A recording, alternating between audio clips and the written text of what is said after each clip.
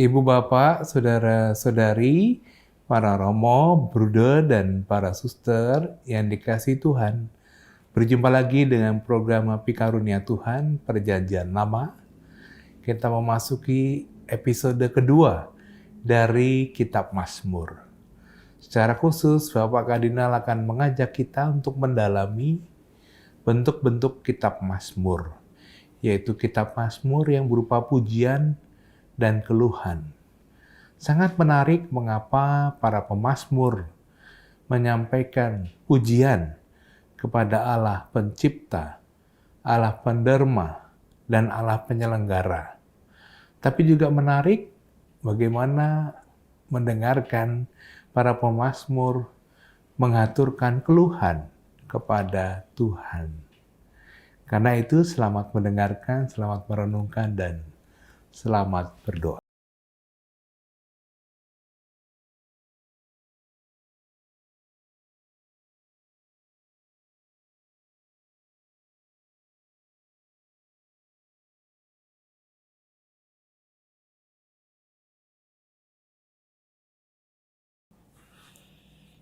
Saudari-saudaraku yang terkasih, dalam percakapan yang lalu kita berbicara mengenai Kitab Mazmur.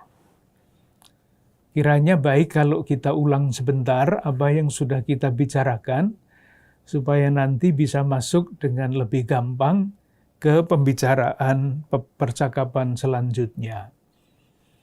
Ada beberapa hal yang saya anggap penting sebagai pengetahuan tentang Mazmur. Tetapi juga ada yang penting, bukan sekedar sebagai pengetahuan, tetapi juga pesan rohani. Misalnya, yang sudah kita bicarakan, kumpulan Mazmur yang 150 itu, dalam bahasa Ibrani diberi nama Kitab Puji-Pujian, Tehillim. Meskipun lirik-lirik yang ada di dalam kumpulan 150 Mazmur itu, isinya bukan hanya pujian.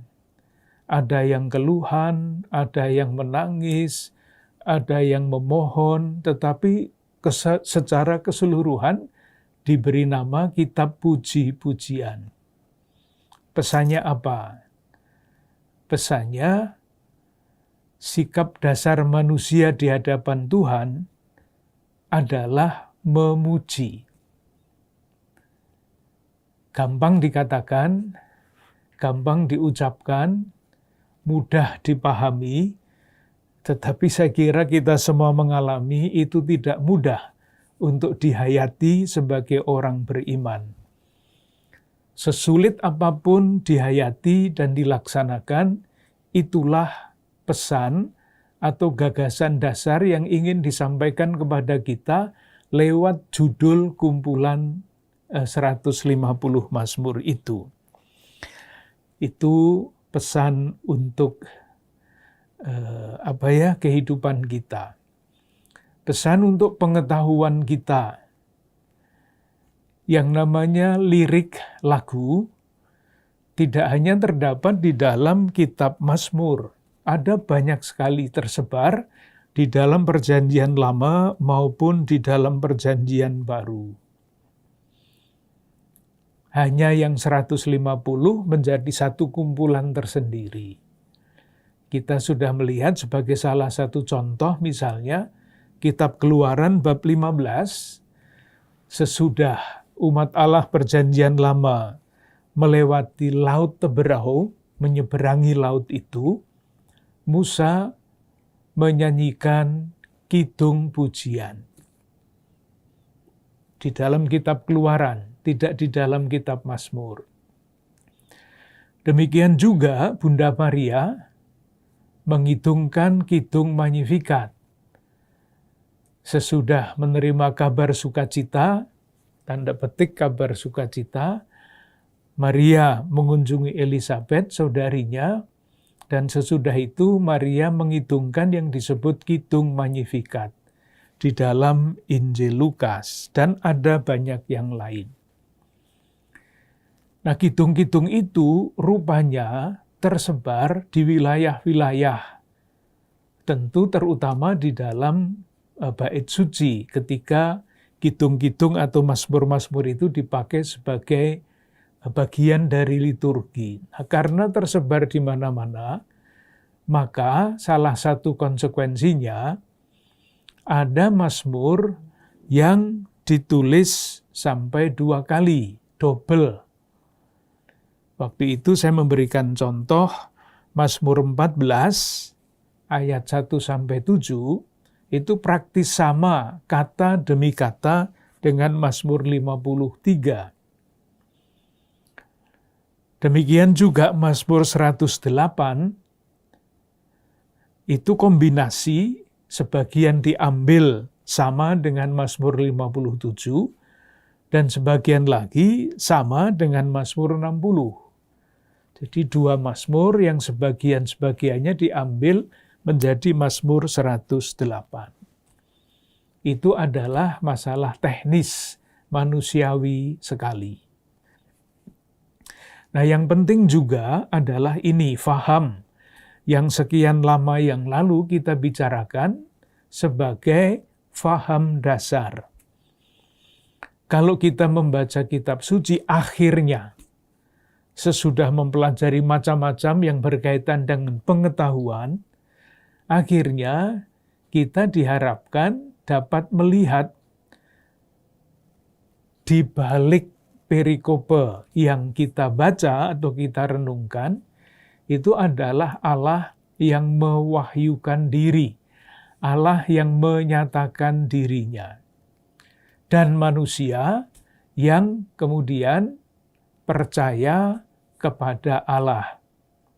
Dari pihak Allah namanya wahyu, dari pihak manusia namanya iman sebagai jawaban terhadap wahyu itu, dan dinamika komunikasi relasi antara Allah dan manusia itu. Nah, banyak relasi antara Allah dan manusia itu dirumuskan di dalam kisah. Kitab Keluaran misalnya itu kisah. Kitab Mazmur, meskipun bentuknya adalah lirik lagu, dasarnya adalah sama.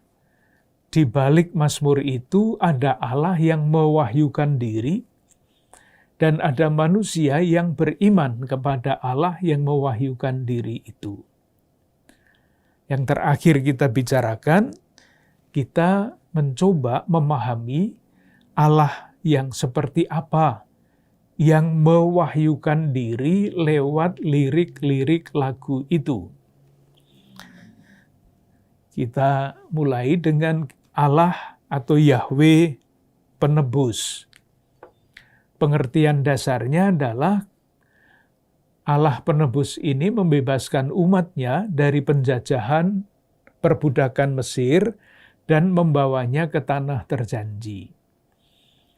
Salah satu titik yang sangat penting dan menentukan bagi sejarah umat Allah Perjanjian Lama, pembebasan dari Mesir, kemudian berhenti di Sinai, dan di situ diberikan 10 perintah Allah.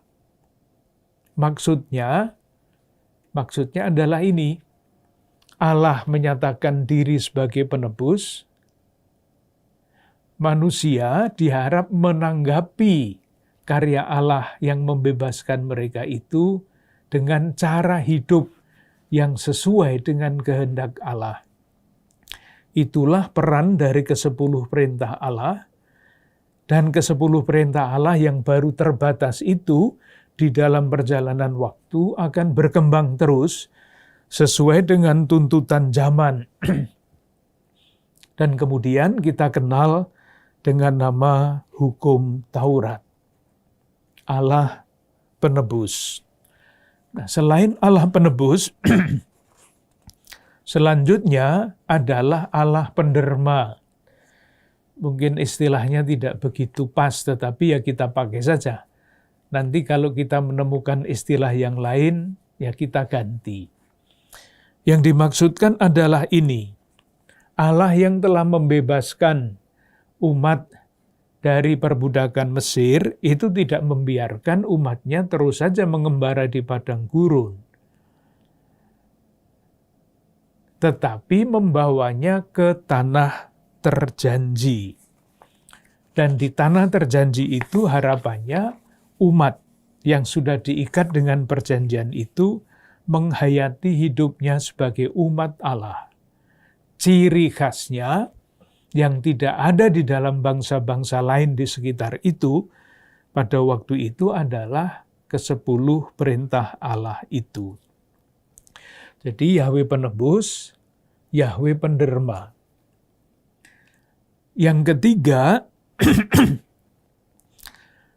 adalah Yahweh Allah pencipta. Baru di sini, tidak pada awal. Karena apa? Ketika umat Allah perjanjian lama itu masuk ke tanah terjanji, mereka bergaul dengan bangsa-bangsa asli di tempat itu.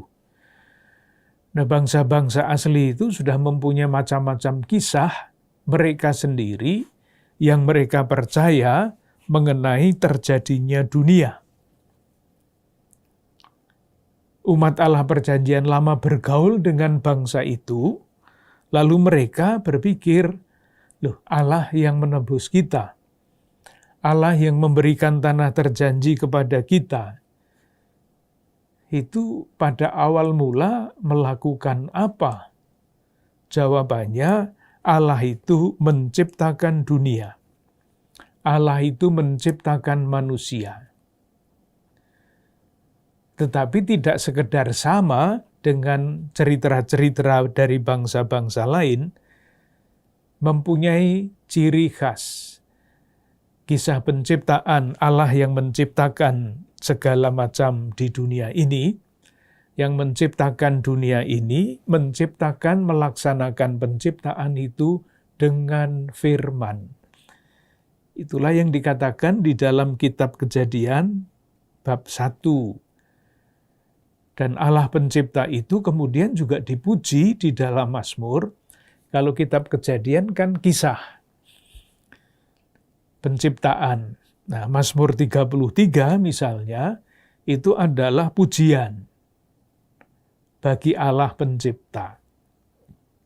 Nah, sesudah penebus, penderma, pencipta, terusnya bagaimana? Namanya Yahweh adalah Allah penyelenggara. Jadi bukan hanya membawa umat Allah ke tanah terjanji, tetapi di dalam sejarah selanjutnya yang panjang selama berabad-abad, Allah itu diyakini sebagai yang menyelenggarakan hidup mereka. Salah satu contoh dari Mazmur yang lengkap, nanti bisa dibaca sendiri lebih pelan-pelan, lebih teliti, yaitu Mazmur 136. Itu lengkap. Di dalam Mazmur itu Allah dipuji sebagai pencipta, penebus, penderma, dan penyelenggara kehidupan. Kita sampai di situ. Sekarang kita mulai dengan bahan yang baru. Kalau Allah menyatakan diri sebagai Allah yang menebus dan selanjutnya, pertanyaannya adalah, ketika berjumpa dalam tanda petik ya, mengalami kehadiran Allah yang seperti itu, reaksi manusia itu seperti apa? Kalau Allah itu menciptakan dunia, manusia mesti bereaksi seperti apa terhadap Allah itu? Nah, di dalam Mazmur, di dalam kumpulan kitab Mazmur itu, ada 2 sikap dasar manusia. Berhadapan atau berrelasi dengan Allah yang menyatakan diri itu. Reaksi pertama adalah memuji. Reaksi kedua adalah mengeluh.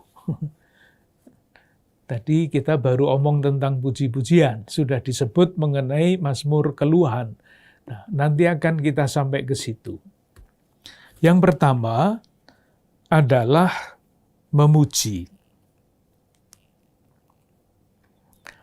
Allah yang menciptakan, menebus, memberikan tanah terjanji, menyelenggarakan kehidupan, itu sumbernya satu. Watak Allah yang di dalam referen Mazmur, kasih setianya kekal untuk selama-lamanya. Itu Mazmur 136, itu dari ayat awal sampai ayat akhir, referennya adalah bahwasanya untuk selama-lamanya kasih setianya. Nah, ketika umat atau pribadi beriman mengalami kasih setia Allah yang selama-lamanya itu, reaksinya apa? Reaksi yang paling spontan adalah bersyukur, merasa kagum. Kok Allah begitu setia kepada umatnya, kalaupun umatnya itu selalu tidak setia kepada Allah. Bahwasanya kekal abadi kasih setianya. Oleh karena itu, reaksi spontan yang pertama adalah memuji. Nanti ada sekumpulan mazmur-mazmur pujian. Yang dipuji siapa? Yaitu tadi, watak Allah yang sudah kita bicarakan, Allah pencipta, Allah penyelenggara sejarah. Mari kita lihat sebagai contoh, memuji Allah pencipta. Lalu nanti memuji Yahweh sebagai Tuhan sejarah. Reaksi spontan manusia terhadap itu. Yang pertama, memuji Allah pencipta.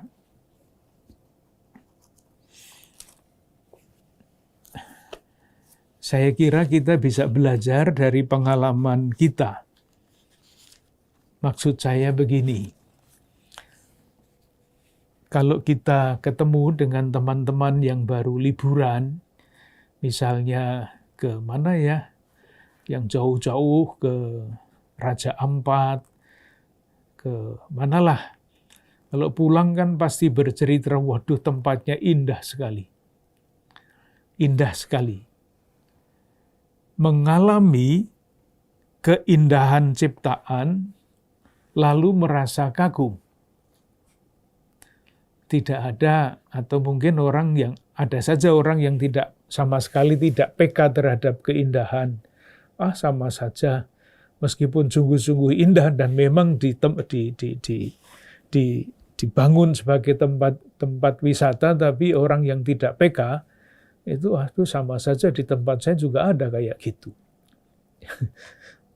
Kalau begitu kan tidak ada rasa kagum.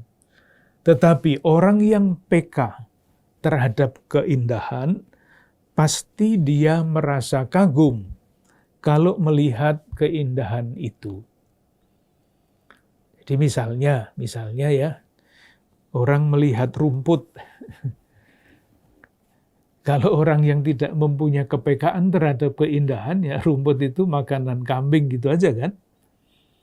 Tetapi kalau orang mempunyai feeling, mempunyai rasa perasaan tentang keindahan, dia bisa bercerita mengenai rumput yang bergoyang. Dengan bahasa, dengan kata-kata, dengan lirik yang bagus. Itulah salah satu nyanyian yang dulu pernah menjadi sangat populer. Tanyakanlah kepada rumput yang bergoyang. Jadi kebesaran Tuhan tampak di dalam ciptaan. Saya ambil contoh. Salah satu ciptaan Allah adalah manusia, kita. Kita baca Mazmur 8. Judulnya sangat hebat. Manusia hina sebagai makhluk mulia. Jadi berjumpa dengan manusia siapapun, orang yang mempunyai kepekaan iman atau kepekaan kontemplatif, dia akan tetap menemukan kemuliaan manusia. Saya baca ayat 2. Mazmur 8 ayat 2. Ya Tuhan Allah kami, betapa mulianya namamu di seluruh bumi. Keagunganmu yang mengatasi langit dinyanyikan. Ini, jadi mengagungkan Tuhan. Apa yang menjadi dadakan, yang menjadi alasan pendoa Mazmur ini mengagungkan Tuhan? Ayat 5. Apakah manusia itu sehingga engkau mengingatnya? Apakah anak manusia sehingga engkau mengindahkannya? Namun engkau telah membuatnya hampir sama seperti Allah, dan telah memahkotainya dengan kemuliaan dan hormat. Itu manusia yang hina, yang rapuh, yang berasal dari debu, dikatakan pada ayat 6, engkau telah membuatnya hampir sama dengan Allah. Dan ketika pendoa, pemazmur itu melihat manusia, dan melihat di balik manusia seperti apapun, status atau martabat yang mulia, ia memuji Allah pencipta. Diulang pada ayat 10, ya Tuhan Allah kami, betapa mulianya namamu di seluruh bumi. Itu memuji Allah pencipta. Dalam hal ini yang disebut ciptaan itu adalah manusia. Sekarang kita lihat, ya, ciptaan kan bukan hanya manusia. Ciptaan itu ada alam, ada binatang, ada segala macam. Kita lihat Mazmur 104.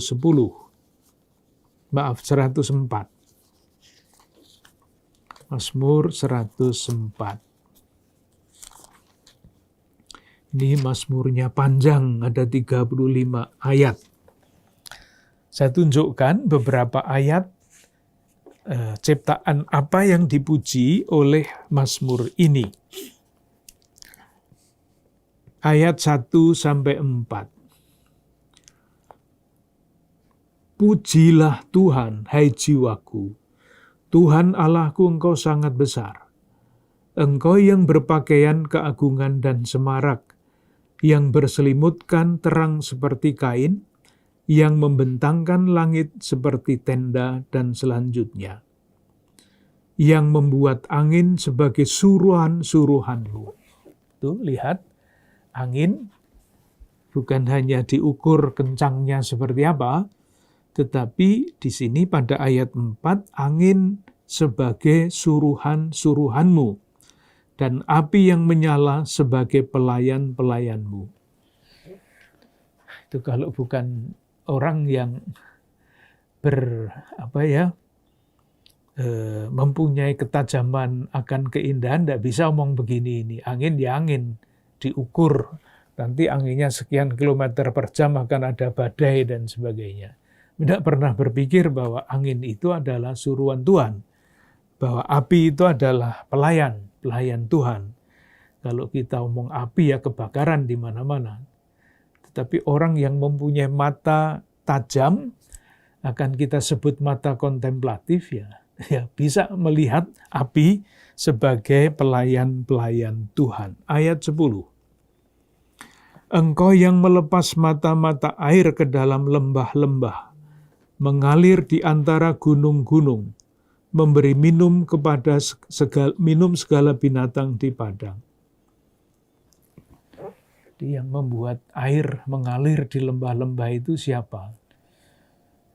Bukan Kementerian Irigasi atau apa, tetapi di sini Allah yang membuat itu semua. Ayat 19. Engkau yang telah membuat bulan menjadi penentu waktu, matahari yang tahu akan saat terbenamnya. Itu matahari tahu saat terbenamnya kapan. Kalau pada musim panas ya terbenamnya matahari itu jam 10 malam. Tahu dia, jangan jam 6 sudah terbenam. Kalau musim panas ya jam 10, jam 11 malam baru terbenam. Kalau musim dingin ya jam 6 sudah tidak ada lagi matahari itu. Indah sekali kata-kata ini. Engkau yang telah membuat bulan menjadi penentu waktu. Jadi bukan jam Rolex atau jam apa lagi yang menentukan waktu itu, bulan. Maka ada kalender bulan dan sebagainya. Itu lebih taat kepada pendoa Mazmur daripada yang lain. Matahari yang tahu akan saat terbenamnya. Ayat 31. Biarlah kemuliaan Tuhan tetap untuk selama-lamanya. Biarlah Tuhan bersuka cita karena perbuatan-perbuatannya. Jadi di balik semua gejala alam yang diciptakan Tuhan, seorang yang mempunyai kepekaan mata iman atau mata kontemplatif dapat melihat kemuliaan Allah Sang Penciptanya. Itu yang sekarang dikembangkan di dalam tulisan-tulisan rohani. Jadi misalnya ya, waktu itu ciptaan Tuhan. Maka ada waktu yang membuat kita cemas, tetapi ada waktu yang membuat kita itu yakin bahwa hidup kita itu bermakna. Itu di dalam bahasa asing sangat jelas.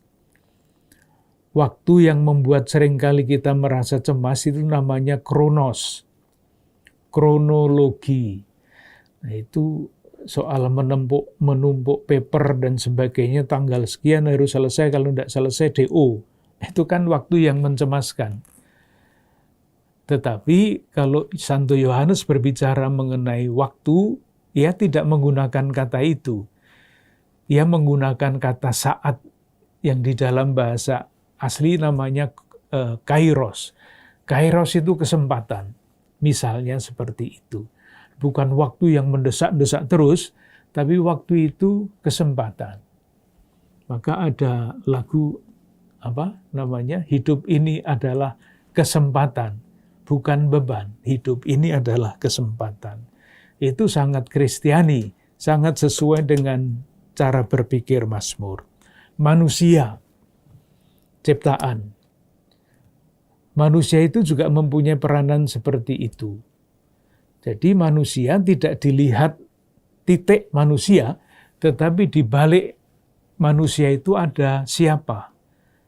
Ada Allah yang menciptakan. Kalau kita menggunakan kata-kata asing untuk permainan, mencari makna itu, bisa. Manusia itu dalam bahasa kita namanya pribadi. Pribadi itu terjemahan dari bahasa asing, bahasa Latin awalnya persona. Persona itu terdiri dari dua kata yang berbeda. Sonus itu suara, gaung. Per itu lewat, jalan.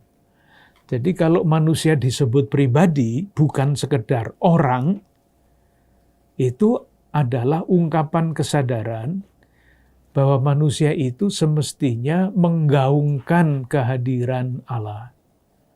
Persona, pribadi. Demikian juga alam ciptaan. Sungai, untuk orang yang suka membuang sampah di sungai, ya sungai itu tempat sampah sudah, tempat membuang sampah. Tetapi untuk seniman, aliran sungai yang gemericik itu bisa membuat dia berfantasi, membuat lirik lagu-lagu yang indah. Tergantung kepekaan kita. Nah, Mazmur-Mazmur itu adalah ungkapan seperti itu. Ketika seorang pengarang Mazmur melihat alam ciptaan, ia sampai kepada Sang Penciptanya, mengarang dan mempengaruhi orang lain yang menyanyikan Mazmur yang dia tulis. Jadi dia melihat Allah yang ada di balik ciptaan, kemudian dia menulis, memperlihatkan yang ia lihat dalam bentuk mazmur lirik lagu itu, dan orang lain yang ikut menyanyikan mazmur itu terpengaruh oleh penemuan-penemuan, pengalaman-pengalaman pendoa mazmur itu.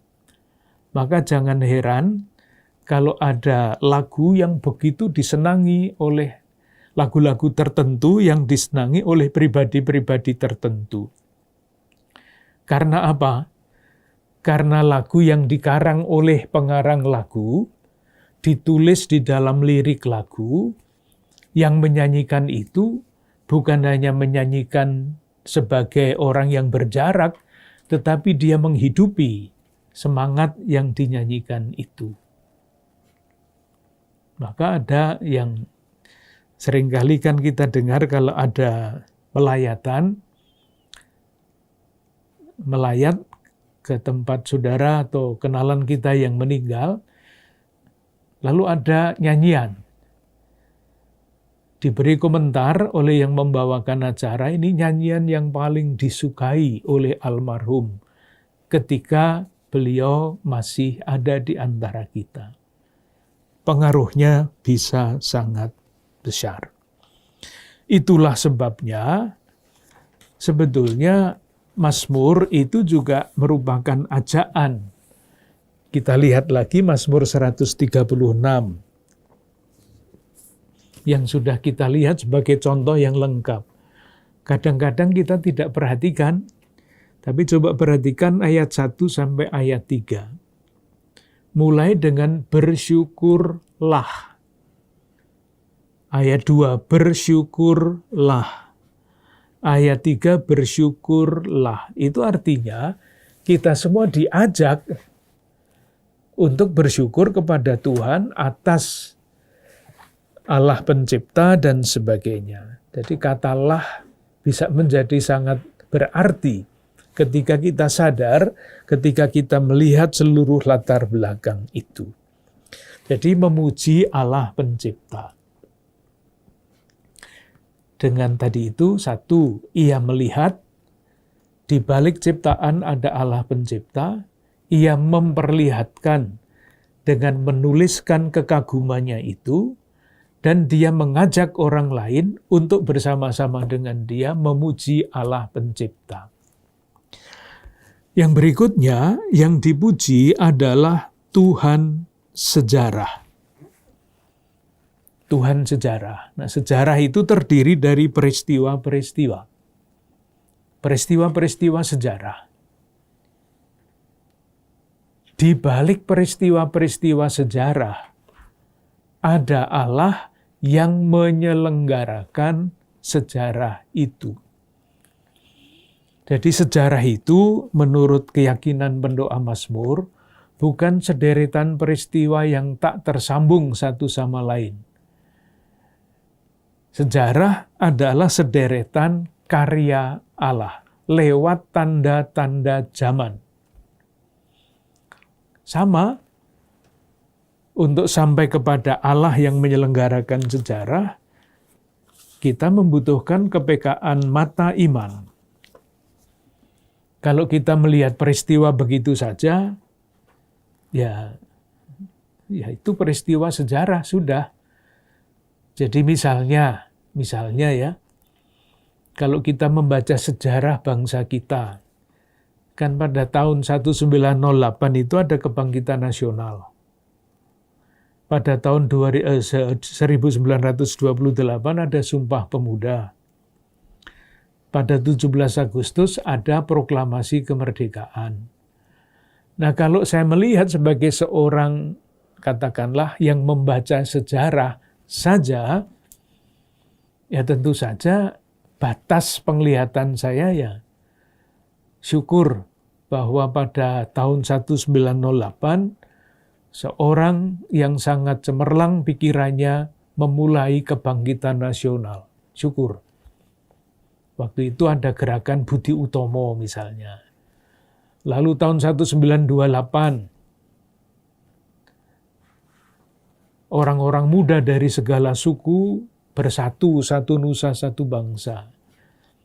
Tetapi mata iman melihat lebih jauh daripada peristiwa-peristiwa itu.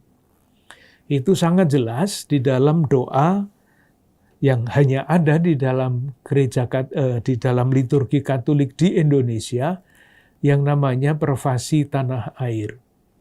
Jadi kalau kita mendoakan Pervasi Tanah Air, alinea pertama itu yang disyukuri adalah Engkau telah membebaskan umatmu dari perbudakan Mesir dan membawa ke tanah terjanji. Sesudah itu langsung disusul. Engkau pun menyatakan kasih setiamu yang sangat besar kepada bangsa kami. Engkau membangkitkan kesadaran kami sebagai bangsa. Engkau bukan siapa-siapa, bukan Budi Utomo, tetapi Tuhan Allah. Engkau membebaskan, engkau menumbuhkan kesadaran kami sebagai bangsa. Engkau memberikan bahasa yang mempersatukan dan sebagainya. Nah, untuk itu diperlukan mata yang tajam. Dalam arti tertentu, mata iman, melihat di balik sejarah itu karya Allah. Atau sering juga disebut mata kontemplatif. Coba kita lihat misalnya ini. Saya kira moga-moga jelas. Jadi tanda-tanda zaman. Maka tidak disebut sekedar peristiwa, tetapi tanda-tanda zaman. Saya baca kitab Amos bab 4. Kepekaan yang seperti itu dimiliki oleh seorang nabi. Nabi itu salah satu cirinya adalah mempunyai mata yang sangat tajam, mata hati. Saya baca ayat 6. Tanda zaman menjadi tanda peringatan dari Allah. Peristiwa politik menjadi tanda dari Allah. Ayat 6. Saya baca. Sekalipun aku ini telah memberi kepadamu gigi yang tidak disentuh makanan di segala kotamu. Artinya orang tidak bisa makan lagi karena entah bencana, entah apa, dan kekurangan roti di segala tempat kediamanmu, namun kamu tidak berbalik kepadaku. Kelaparan, bencana, mestinya untuk orang beriman itu menjadi tanda peringatan dari Tuhan. Kenapa sampai ada kelaparan di sini? Jawabannya mungkin karena ada bencana, tetapi bencana tidak pernah menjadi jawaban satu-satunya. Mungkin jawaban yang lain adalah karena yang satu kelaparan, yang lain kekenyangan. Menjadi konsekuensi moral bagi orang yang percaya. Jadi mulainya sekalipun namun. Ayat 7. Aku pun telah menahan hujan daripadamu. Menahan hujan. Lalu ayat 8. Namun kamu tidak berbalik kepadaku. Hujan ini kan tanda zaman ya sekarang. Cuacanya kayak begini ini. Jawaban kita apa? Apa yang kita lihat di balik itu? Apakah hanya kebetulan, anginnya kencang, dan sebagainya? Jawabannya kan menurut kitab Kejadian, kita mesti merawat alam. Nah, ketika kita merusak alam, ya jadinya begini ini. Harapannya bertobat karena merusak alam, membuat alam marah. Nabi bisa melihat itu. Jadi peristiwa tanda-tanda zaman dapat menjadi bagi seorang yang tajam matanya, bisa menjadi tanda peringatan dari Tuhan. Allah berkarya di situ. Atau yang pasti kita semua kenal kisah tentang Yusuf. Anak Yakub yang dijual oleh kakak-kakaknya ke Mesir. Itu kan kecelakaan. Seorang anggota keluarga dijual oleh kakak-kakaknya menjadi budak. Ini kan kalau kita baca biasa, tragedi kemanusiaan kan. Adiknya masa tega-teganya dijual sebagai budak. Itulah yang sekarang terjadi dengan yang diberi nama perdagangan manusia. Jahat betul. Tetapi tanda itu, peristiwa Yusuf dijual ke pedagang dan menjadi budak di Mesir, sesudah sekian lama dibaca, dihayati, ternyata menjadi jalan Tuhan. Saya tunjukkan ayatnya. Kitab Kejadian bab 45 ayat 4-8. Bagus sekali kata-kata ini. Bab 45 Kitab Kejadian ayat 4-8. Lalu kata Yusuf kepada saudara-saudaranya itu, "Marilah dekat-dekat." Maka mendekatlah mereka. Katanya lagi, "Akulah Yusuf, saudaramu, yang kamu jual ke Mesir." Jadi dijual ke Mesir. Tetapi sekarang, janganlah bersusah hati dan janganlah menyesali diri karena kamu menjual aku ke sini. Sekarang, apa yang dilihat oleh Yusuf dalam peristiwa itu, sebab untuk memelihara kehidupanlah Allah menyuruh aku mendahului kamu. Yusuf itu dijual oleh kakak-kakaknya. Tetapi Yusuf mampu melihat dalam peristiwa itu, oh sebetulnya bukan dijual. Dijual itu hanya sarana. Karena rencana Tuhan adalah mengirim Yusuf ke Mesir untuk mendahului saudara-saudaranya. Ayat 6, karena telah 2 tahun ada kelaparan dalam negeri ini, dan selama 5 tahun lagi orang tidak akan membajak atau menuai. Sekarang, maka Allah telah menyuruh aku mendahului kamu untuk menjamin kelanjutan keturunanmu di bumi ini, dan untuk memelihara hidupmu, sehingga sebagian besar daripadamu tertolong. Jadi, kesimpulannya, bukanlah kamu yang menyuruh aku ke sini, tetapi Allah. Jadi peristiwa yang sejelek-jeleknya seperti itu, ternyata dipakai oleh Tuhan untuk menyatakan kesetiaannya, memelihara keturunan Abraham, menjaga mereka supaya tidak mati. Maka Allah dipuji sebagai Tuhan sejarah. Atau kita ingat lagi satu peristiwa yang dulu pernah beberapa lama kita bicarakan, yaitu soal penyeberangan umat Allah, penyeberangan Laut Teberau. Apa yang mesti kita lihat? Coba dibaca bab Kitab Keluaran, bab 14, ayat 21. Lalu Musa mengulurkan tangannya ke atas laut, dan semalam-malaman Tuhan menguakkan air laut dengan perantaraan angin timur yang keras. Jadi, yang membelah tanda petik Laut Teberau itu apa? Yang membelah Laut Teberau secara faktual, menurut ayat ini, yang tersembunyi di balik ayat ini adalah angin timur. Seperti angin kencang itu bisa merobohkan pohon-pohon besar, angin timur itu bisa mengeringkan Laut Teberau. Jadi kalau kita lihat, yang membuat laut itu kering bukan siapa-siapa, tetapi angin timur itu. Gejala alam. Tetapi, sekali lagi, orang yang beriman melihat peristiwa alam itu sebagai karya Allah. Itulah sebabnya di dalam kitab Keluaran bab 14 ayat yang terakhir, ayat 31, Musa melihat bahwa terbelahnya Laut Teberau yang sebetulnya secara alami bisa dijelaskan karena angin timur yang kering, yang kencang, itu sebagai karya Allah. Saya baca bab 14 kitab Keluaran ayat 31.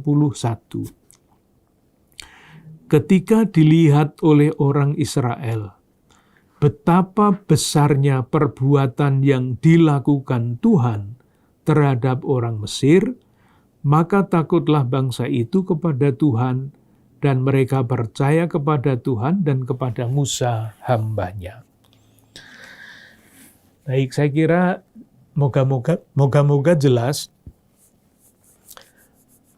bagi orang beriman yang matanya tajam, mata hatinya tajam, di balik tanda-tanda zaman, peristiwa-peristiwa yang kelihatannya peristiwa alam biasa, oleh orang yang tajam melihatnya, diyakini sebagai karya Tuhan di dalam sejarah. Kita juga pasti ingat panggilan Abraham, kitab Kejadian bab 12.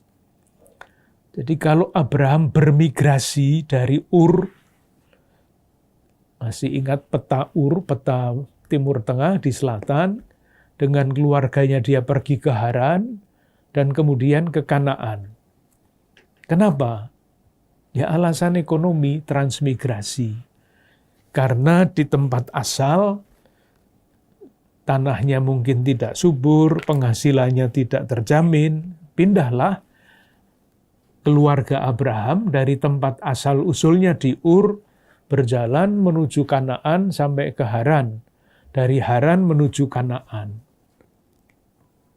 Itu sejarah perpindahan bangsa-bangsa yang bisa dibaca di dalam sejarah purbakala. Tetapi bagi orang yang beriman, peristiwa itu adalah peristiwa Allah yang berkarya di dalam sejarah. Maka di dalam kitab Keluaran, perpindahan Abraham dari tanah aslinya ke Haran dan kemudian ke Kanaan diberi judul panggilan Abraham. Itu semua, sekali lagi, pengalaman seperti itu, ia melihat peristiwa, di balik peristiwa sejarah itu Allah yang berkarya. Para penulis lirik lagu itu kemudian memperlihatkan yang ia lihat untuk orang lain, sehingga orang lain juga ikut yakin bahwa di balik sejarah itu ada Allah yang berkarya. Mungkin baik kalau kita lihat salah satu contoh dari Mazmur yang seperti itu. Mazmur 105. Itu judulnya Puji-pujian atas segala perbuatan Allah di masa lampau. Jadi kembali lagi silahkan memperhatikan akhiranlah di dalam kata-kata pertama dari ayat 1 sampai dengan ayat 5. Bersyukurlah kepada Tuhan. Ayat 2, bernyanyilah baginya. Bermazmurlah dan selanjutnya. Ayat 3, bermegahlah dalam namanya. Ayat 4, carilah Tuhan. Ayat 5, ingatlah perbuatan-perbuatan ajaib yang dilakukannya. Kenapa Allah melakukan karya-karya di dalam sejarah? Ya dibaca saja di dalam Mazmur yang sama itu. Ayat 8, ia ingat untuk selama-lamanya akan perjanjiannya. Perjanjian yang mana? Ya, janjinya kepada Abraham itu pasti, dan tentu saja perjanjian ketika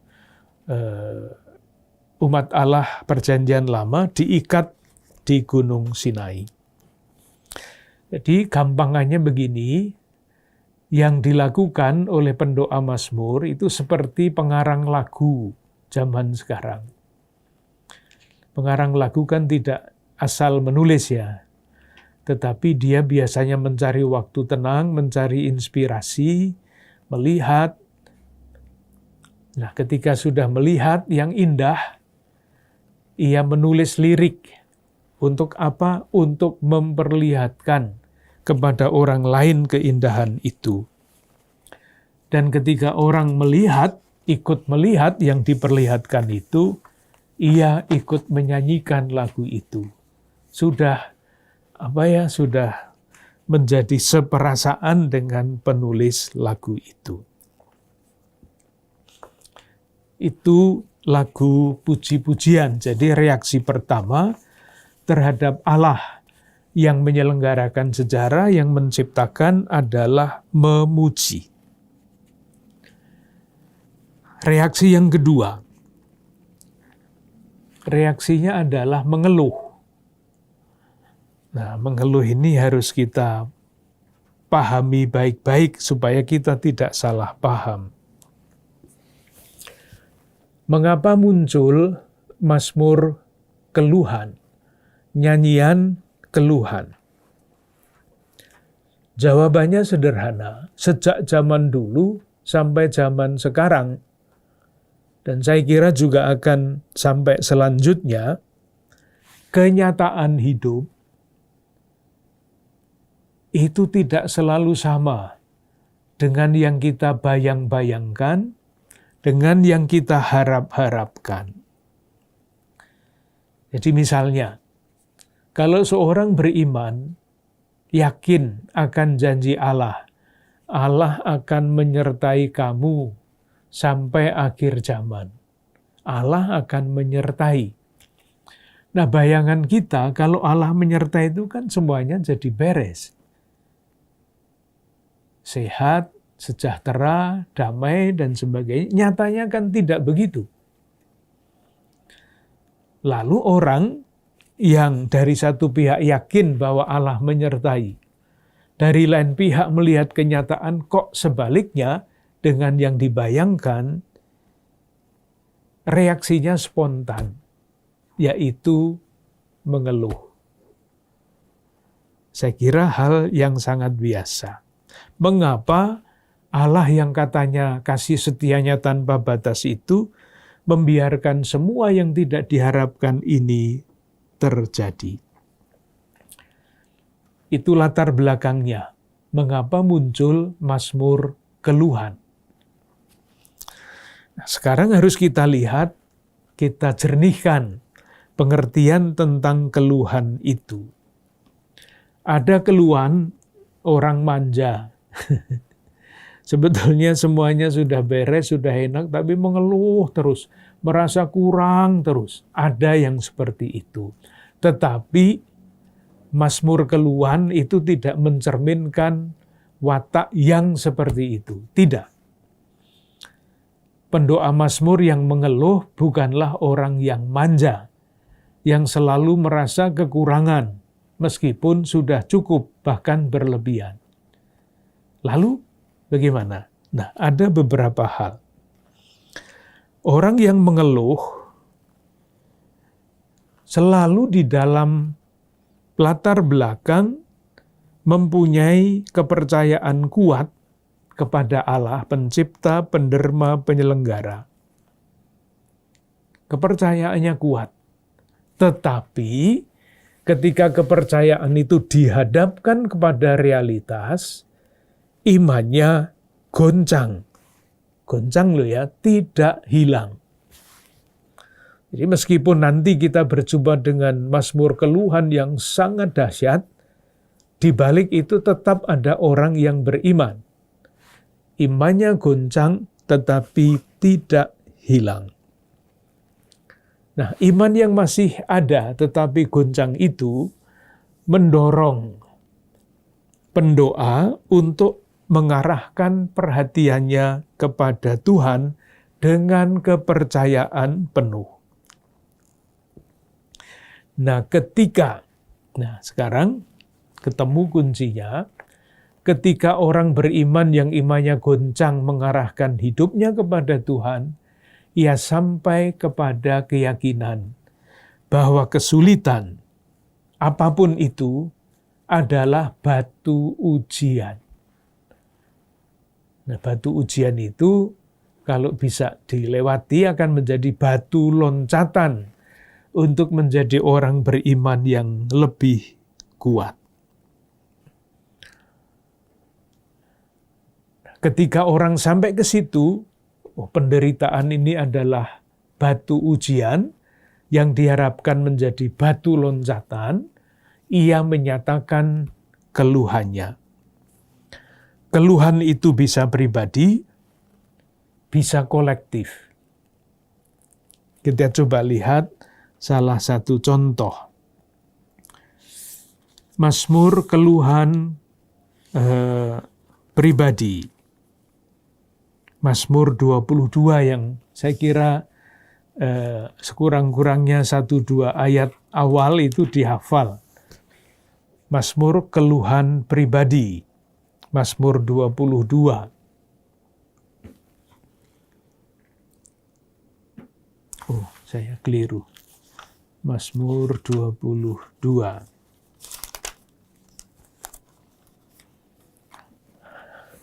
Allahku, Allahku, mengapa engkau meninggalkan aku? Jadi pendoanya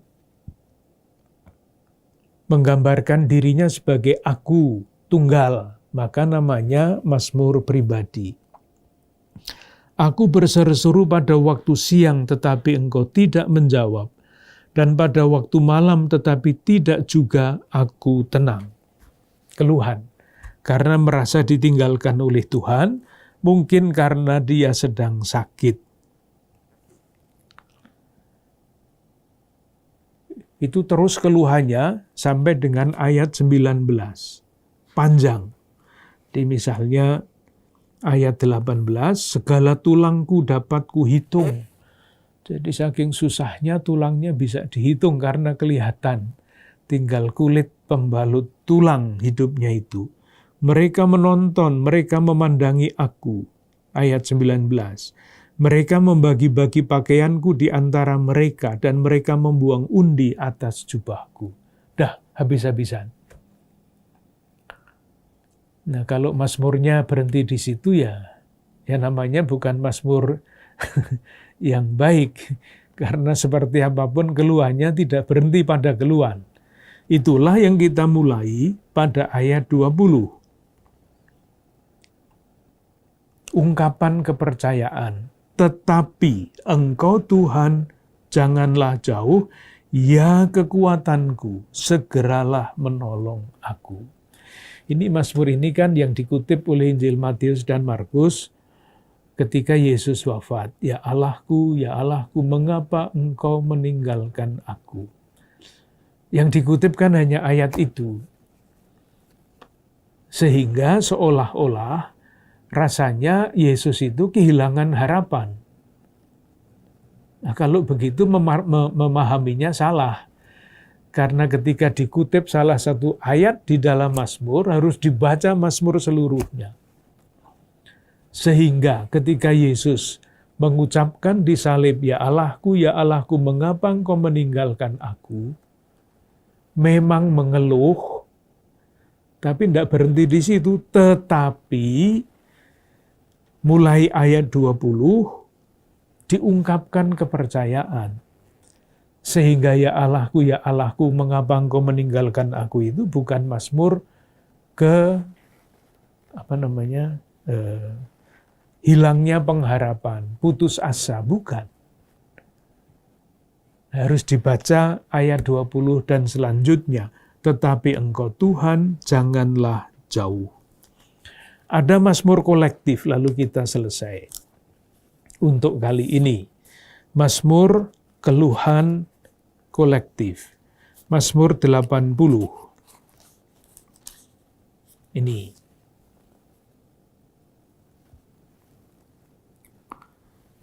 Doa untuk keselamatan Israel. Mulai ayat, saya baca ayat berapa ya? Ayat 3. Tidak bisa dibaca ayat 3, mesti harus ayat 2. Hai gembala Israel, pasanglah telinga. Engkau yang menggiring Yusuf sebagai kawanan domba. Ya, engkau yang duduk di atas para kerub, tampillah bersinar. Di depan Efraim, Benyamin, dan Manasye. Nah sekarang yang menunjukkan bahwa Mazmur keluhan ini adalah kolektif. Bangkitkanlah keperkasaanmu, dan datanglah untuk menyelamatkan kami. Yang Mazmur 22 tadi kan aku. Ini kami, kata ganti orang pertama jamak. Ya Allah, pulihkanlah kami, buatlah wajahmu bersinar, maka kami akan selamat. Keluhannya itu terus sampai ayat 14. Babi hutan menggerogetinya, dan binatang-binatang di padang memakanya. Mulailah doa kepercayaan yang melandasi keluhan itu. Ya Allah semesta alam, ayat 15, Mazmur 80, kembalilah kiranya. Pandanglah dari langit, lihatlah, indahkanlah pohon anggur ini. Dan selanjutnya. Kita berhenti dulu, nanti kita lanjutkan di percakapan yang akan datang. Terima kasih.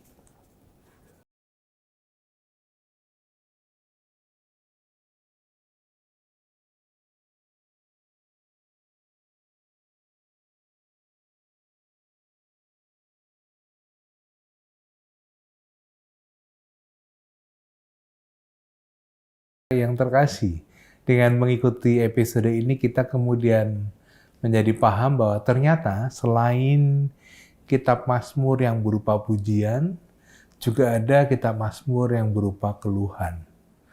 Dan sekaligus kita sadar kalau pengarang Mazmur, pemazmur itu memberikan kepada Tuhan keluhan, rupanya tidak menjadi keluhan yang berhenti pada tahap putus asa. Bagi pemazmur dan juga harapannya kita ikuti, keluhan membawa pada harapan kepada Allah Yahweh. Semoga kita dalam kehidupan sehari-hari terus merawat harapan akan cinta kasih Tuhan dalam segala situasi kehidupan kita. Sampai jumpa episode mendatang, kita mohon berkat Tuhan. Allah yang Maha Kasih mencurahkan kepada Anda sekalian bimbingan, perlindungan, dan kasih-Nya dalam berkat yang Maha Kuasa, Bapa, Putra, dan Roh Kudus. Amin. Sampai jumpa, terima kasih.